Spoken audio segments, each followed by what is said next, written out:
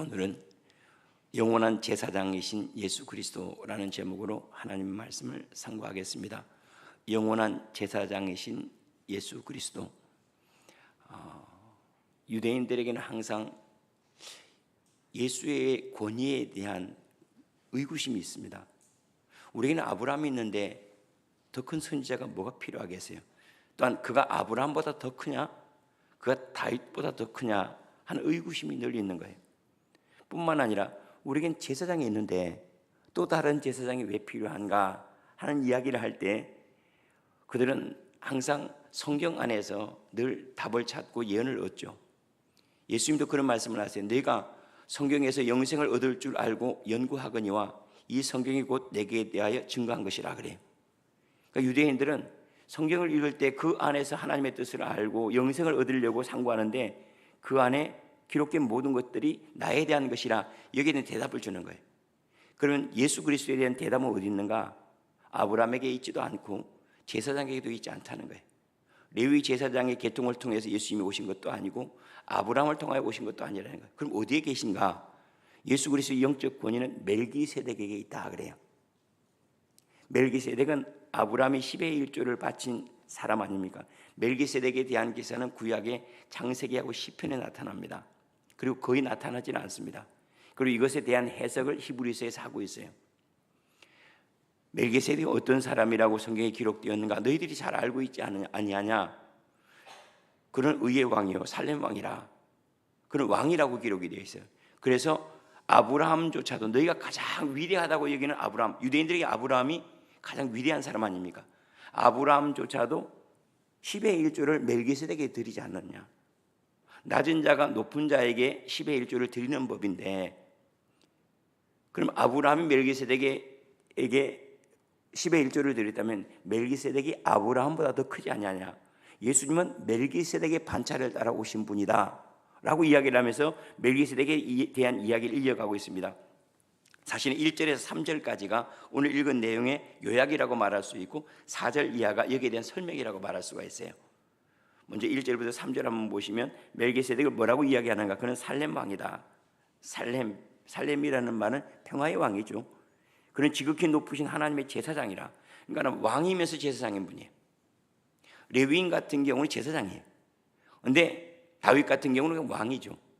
그런데 왕과 제사장으로 함께 오신 분이 바로 멜기세덱인데 이미 예수 그리스도의 그림자로 오신 분이 있다.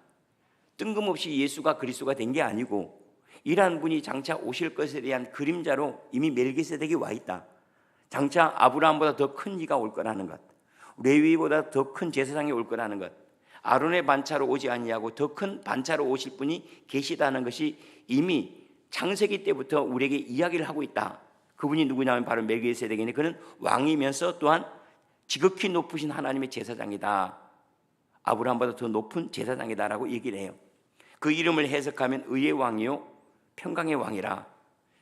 이 멜기세덱이라는 말이 의의 왕이고 그리고 평화의 왕이다 하는 이름을 갖고 왕이에요. 그러면 한편으로는 제사장이 왜 제사장이에요? 10의 1조를 받는 것은 제사장이 받는 거거든요. 레위인들의 10의 1조를 아론이 받고 백성들의 10의 1조는 레위인들이 받는 거예요. 그러니까 레위의 반차에 있는 사람들, 아론의 반차에 있는 사람들이 10의 1조를 받는데 아브라함의 10의 1조를 받았으면 그는 누구죠? 제사장이에요. 근데 그게 땅에 있는 제사장이라면 그는 10의 1조를 받지 않았을 거다. 왜냐하면 땅에 있는 제사장이 레위와 같은 계통이니까 같은 동급에 있는 사람이 10의 1조를 드릴 수는 없잖아요. 낮은 사람 위에 있는 사람에게 10의 1조를 드리는 건데 그렇지 아니한 것은 그는 땅에 속한 제사장이 아니라 영원한 제사장이라고 이제 시편에 나와. 이제 시편의 멜기세덱에 대해서 그는 영원한 제사장이다라고 이렇게 이야기를 합니다. 그는 뭐라고 또 3절에 보면 아버지도 없고 어머니도 없어요. 그러니까 육으로 태어난 존재가 아니라는 거예요. 아버지도 없고 어머니도 없고 족보도 없어요. 그 위에도 없고 밑에도 없어요. 유일하신 분이죠. 시작한 날도 없고 생명의 끝도 없어요. 영원한 분이라는 거죠. 하나님의 아들과 닮아서 항상 제사장으로 있네. 항상 제사장이라는 말은 이건 시편에서 영원의 제사장이에요. 시간 밖에 있는 제사장이에요. 모든 시간마다 제사장이 있었지만 그 모든 것들 아우르는 제사장이다라고 이렇게 얘기를 하죠. 그러면서 이제 4절부터 10절까지는 그는 아브라함보다 위에 있고 레위보다 위에 있는 제사장이니 아브라함이 그에게 10분의 1을 드렸고 아브라함이 10분의 1을 드릴 때 레위는 어디에 있었죠? 그의 허리에 있었다 그래요. 다시 말하면 아버지의 생명 안에는 앞으로 나올 모든 자손의 생명이 아버지의 생명 안에 있잖아요. 그러니까 아버지가 멜기세덱에 엎드렸다는 것은 그 안에 있는 모든 생명이 엎드렸다는 거예요. 그러니까 멜기세덱은 그 이후에 오는 아론 대제사장보다도 더 크신 인이라는 거예요.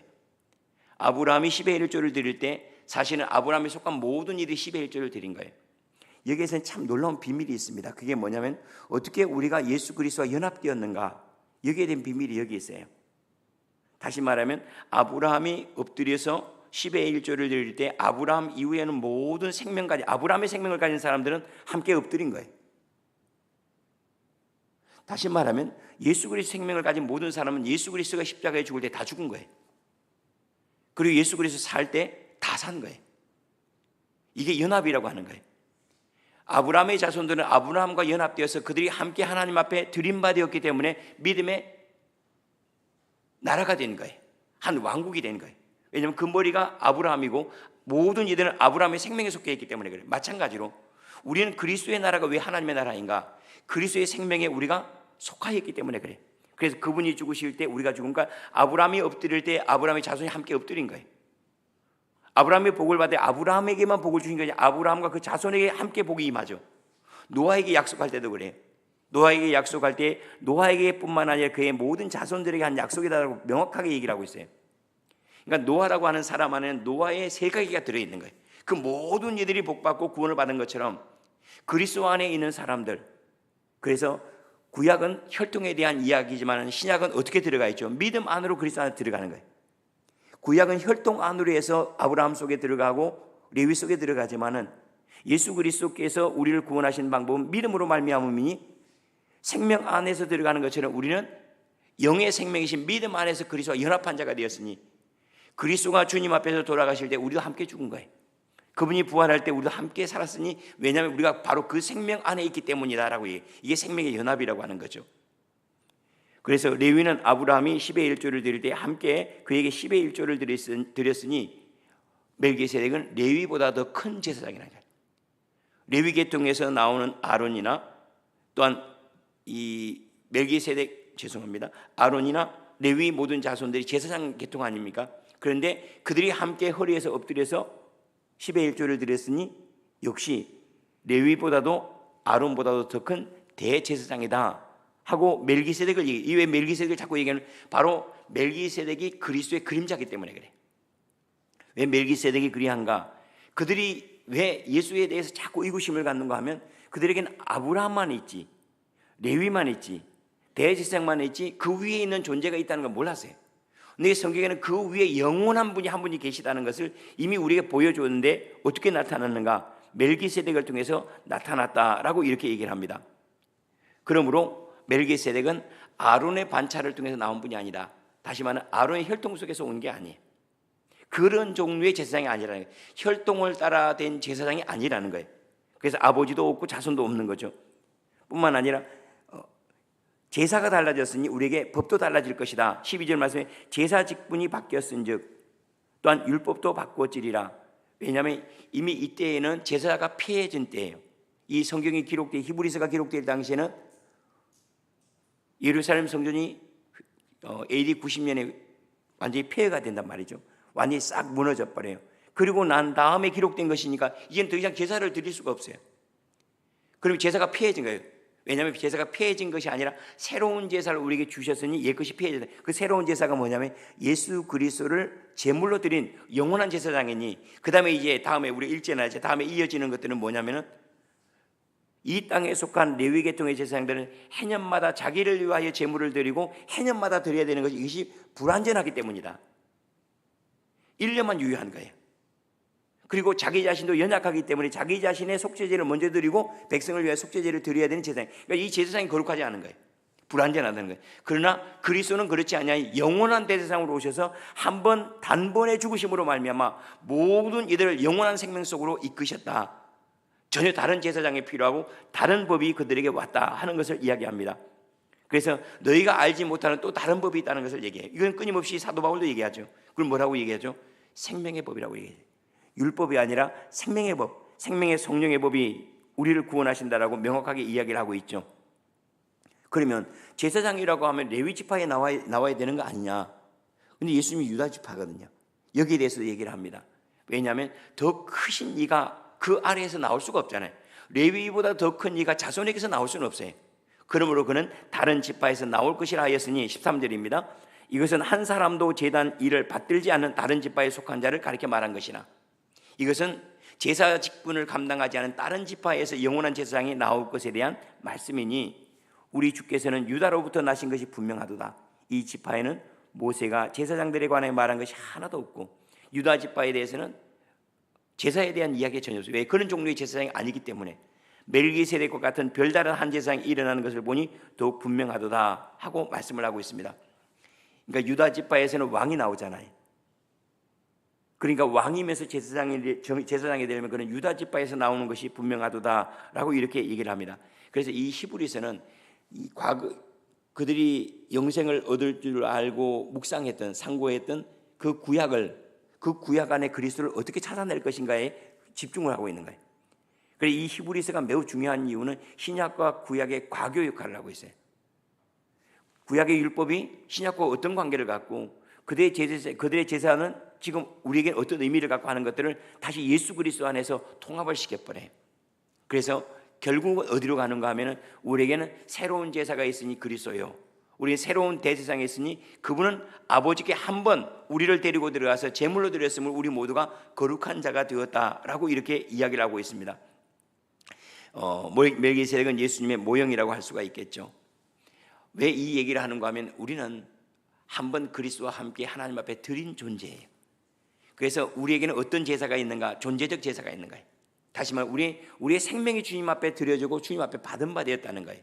한번 내 행위를 따라서 제사를 드리고 그 행위가 다시 부정해지면 다시 또 제사를 드리고, 또 잘못해서는 다시 용서를 받고, 또 죄송하면 또 다시 회개를 하고, 이런 차원의 제사를 드린 것이 아니라 우리는 시간 밖에서 영원한 대제사장인 멜기세덱과 같은 그러한 존재이신 그리스도, 태어남도 없고 죽음도 없고 부모도 없고 자식도 없어요. 영원한 분이죠. 그분을 통해서 우리가 주님 앞에 드려진 바 되었으니 우리에게 바로 주어진 것이 영원한 생명이다. 1년치의 유효한 생명이 아니에요. 1년치만 해당이 되는 용서가 아니에요. 우리에게 주어진 것들은 그리스도 안으로 들어올 때 그리스도의 생명으로 말미암아 그 안에 속한 모든 이들이 하나님 앞에 드린 바 되었다라고 얘기를 합니다. 그렇게 하기 위해서 예수가 그리스도로 오셨다는 거예요. 하나님이 그리스도를 우리 가운데 보내신 이유는 모든 이들을 그 생명 안에서 한 백성으로 거룩하게 하기 위해서예요. 아브라함을 통해서 아브라함에 속한 모든 이들을 거룩하게 하신 것처럼 예수 그리스도를 믿는 모든 이들, 그래서 믿음이라고 하는 것은 영적 혈통입니다. 그건 너무나 분명하죠. 혈통을 따라서 제사장 직분을 해요. 혈통을 따라서 왕이 돼요. 그러면 신약 성경에는 뭘로 말미암아 권위를 갖죠? 뭘로 말미암아 구원을 받고 무엇으로 말미암아 복을 받죠? 딱 하나예요. 믿음이에요. 그래서 영적 세계에서의 혈통은 뭔가? 피는 뭔가? 그건 믿음이에요. 믿음은 영적 세계에서 피입니다. 같은 믿음을 가진 사람은 같은 권위와 같은 생명을 누리게 되어 있습니다. 그런데 우리가 예수 그리스도께서 우리를 위해서 대제사장으로서 시간 밖에서 그에게 속한 모든 생명을 가지고 마치 제사장이 이스라엘 모든 죄를 가지고 속죄 제사를 드리고 나서 1년이 유효하단 말이죠. 그렇게 해서 거룩하게 한 것처럼 그분은 시간 밖에서 이 모든 생명을, 그분께 속한 모든 생명을 다 가지고 주님 앞에 드린 바 되었으니 모두가 존재적으로 용서받은 거예요. 우리 존재 자체가 생명이 된 거예요. 우리가 죄를 짓고 안 짓고의 문제가 아니라 이미 이 생명 자체가 그 죄의 문제가 다 해결이 됐다는 거예요. 그런데 왜 우리는 여전히 범죄할까요? 이게 믿음의 문제예요. 내가 나를 그렇게 여기고 있지 않기 때문에 그래. 하나님께 행하신 모든 일들이라 할지라도, 하늘은 나를 향하여 웃는다 할지라도 내가 눈을 감아버리면 그 미소는 내게 오질 않아요. 하나님께 우리에게 모든 것들을 허락하셨다 할지라도 내가 그것을 받아들이지 않는 것은 마치 눈을 감는 것과 똑같아요. 내게 이루어지질 않아요. 눈을 뜨는 것처럼 모든 문들을 다 개방하고 하나님께 행하신 일들 아멘 그대로 내가 받아들일 때 그 믿음 안에서 그리스도와 연합이 되는 거예요. 그 믿음 안에서 그리스도의 모든 것이 우리에게 이루어졌으니 시간 안으로 자기 자신을 제한하지 않기를 바랍니다. 시간 안으로 제한되면 오늘 지은 것 때문에 내일이 두렵고 오늘 실수한 것 때문에 내일이 염려스러운 거예요. 그러나 시간 밖에서 우리에게 이루어진 것들은요, 지금 내가 실수하고 넘어지는 일들은 영원함 속에서 내가 빚어지고 만들어진 과정일 뿐이에요. 다시 말하면 이미 하나님의 사람이 되어서 하나님의 사람으로 훈련받고 있는 거예요. 그는 마치 우리가 태어날 때 자식으로 먼저 태어나고 난 다음에 자식으로 합당하게 양육되어 가는 것처럼 그냥 대충 아무나 낳아놓고 그 다음에 거기에 합당하게 된 놈들을 넌 내 자식이라고 데리고 오진 않죠. 낳아놓고 난 다음에 그가 잘 빚어지든 잘 빚어지지 않든 간에 그 생명은 변함이 없는 것처럼 우리가 그리스도 안에 이미 구원함을 얻고 그 은혜 안에 들어와 있으므로 우리가 때때로 빚어지지 않는다 할지라도 빚어지지 않는 하나님의 자녀예요. 조금 부족한 하나님의 자녀예요. 이 붙어있는 하나님의 자녀라는 것은 영원한 거예요. 시간 밖에서 이루어진 구원이기 때문에 그러합니다. 여기에 우리의 구원의 확신이 있습니다. 예수 그리스도는 하나님 시간 저 너머에 공간 저 너머에 아니 시간 안에 침투에 들어와 있고 공간 안에 함께 배분되어 와 있는 그러한 존재로서 우리 가운데 오셨기 때문에 우리는 이미 하나님의 영원한 생명 속에 들어와 있고 그 구원 안에 머무는 존재라는 거예요. 이게 우리의 구원의 모습입니다. 당신은 구원받았습니까? 어떻게 구원받았죠? 나는 이미 구원 안에 들어와 있어요. 내가 그 구원에 어떻게 들어왔습니까? 내가 예수 그리스도를 믿음으로 그분의 구원이 하나님의 구원이고 그분의 생명이 영생이므로 내가 그 안에 들어왔으므로 그래서 믿음이라고 하는 것은 어떤 걸 획득하는 게 아니에요. 믿음이라면 그분 안으로 들어가는 거예요. 그 능력 안에 들어가고 그 뜻 안에 들어가고 그 나라 안에 내가 믿음으로 들어가는 거예요. 그렇게 할 수가 있습니까? 그럼요. 몸은 들어갈 때 내 발을 움직여서 들어가지만은 내 마음은 뭘로 들어가죠? 믿음으로 들어가는 거예요. 그래서 생명의 연합은 믿음을 통해서 이루어지는 것이 분명합니다. 우리의 구원이 그냥 이루어진 것이 아니라 예수 그리스도의 영원한 생명 안에 이루어진 것이니 어찌 아브라함에 비교하며 어찌 레위에게 비교할 수가 있겠습니까? 그분은 영원한 제사장입니다 라는 것을 시편이 우리에게 얘기하고 있습니다. 시편 110편 4절 말씀으로 마치겠습니다. 여호와는 맹세하고 변하지 아니하시리라. 이르시기를 너는 멜기세덱의 서열을 따라 영원한 제사장이라 하셨도다. 영원한 제사장, 시간과 관계없고 공간과 분리되지 않고 모든 일들 가운데 그 안에 들어오기를 원하는 모든 이들은 그분의 백성이요 그분의 생명이요 그분의 자녀 그분의 나라가 되게 하는 그러한 구원 안에 우리를 부르셨으니 누가 우리를 그리스도의 사랑에서 끊겠느냐 하는 거예요. 자기 자신을 시간 속에 넣지 마십시오. 영원한 제사장이신 그리스도 안에 집어넣으십시오. 그리고 그분 안에 살기를 즐거워하시길 바랍니다. 우리의 마음이라고 하는 것은 모든 것들을 초월해 살 수가 있어요. 그래서 그분을 믿는 그 믿음 안에서 내 자신을 위치시키면 땅에 있는 모든 것들이 우리에게 들어와서 뭘로 만드는가 하면 아버지께 합당한 존재로 빚어가요. 그것은 마치 어떤 그릇에 담느냐에 따라서 어떤 그릇으로 빚느냐에 따라 그런 모양이 네모가 될 수도 있고 세모가 될 형틀이라고 하는 게 있잖아요. 그런 것처럼 나를 하나님의 사람으로 믿고 세상을 만나면 세상의 모든 것들이 나를 하나님의 사람으로 만들어 가버려요. 먹어도 나를 하나님의 사람 되게 하고 마셔도 지적으로 배워도 무엇을 보아도 그래서 일상과 영혼이 분리가 되지 않는 삶. 나는 지금 분명히 내 몸을 살아가는데 이게 예배인 거예요. 내가 입술로 고백하고 하는 모든 것들이 하나님께 기도예요. 하나님께 행하신 모든 것들은 내 가운데 그대로 이루어지니까 땅의 산물이 하늘의 은혜를 입어서 그대로 담아내니 내 안에 이루어지는 것이 뭐죠? 하늘이에요. 그래서 하늘과 땅이 내 안에서 만남으로 말미암아 영생으로 수렴되는 그러한 귀한 은혜가 저와 여러분에게 끊임없이 지속되어 가기를 원합니다. 흙에는 모양이 없는데 생명을 가진 씨앗이 흙의 모든 영양분을 가져서 꽃을 피워내는 것처럼 땅에 있는 모든 것들은 재료인데 나를 만나서 이것들이 전부 다 내 안에 들어와서 하나님 영광 받을 찬송이 되기도 하고 예배가 되기도 하고 시와 노래가 되기도 하고 영생을 담아내는 그릇이 되기도 하고 복음이 되기도 해요. 이러한 놀라운 은혜 가운데 우리가 부르심을 우리가 얼마나 대단한 존재입니까? 하늘이 땅이 되게 하기도 하고 땅에 있는 것들이 하늘이 받을 수 있는 존재가 되게 하는 바로 그러한 자리로 이게 예수 그리스도의 자리고 바로 그 생명 안으로 우리가 초대를 받은 것입니다. 오늘 기도할 때 우리의 생명의 위치를 확인하시길 바랍니다. 우리의 생명이 그리스도와 함께 영생 안에서 이미 부르심을 받았고 그리고 이 땅에 있는 모든 것들이 그 영생에 합당하도록 나를 빚어가고 하나님 은혜를 받기에 합당하도록 나를 채워가고 하나님의 땅과 그 유업들을 받기에 합당한 상속자로 나를 빚어가고 있다는 사실을 인정할 때 우리의 삶은 전부 다가 복이에요. 이 모든 일들이 내게 들어와서 거룩함이 되고 영광이 되기 때문입니다. 기도하겠습니다.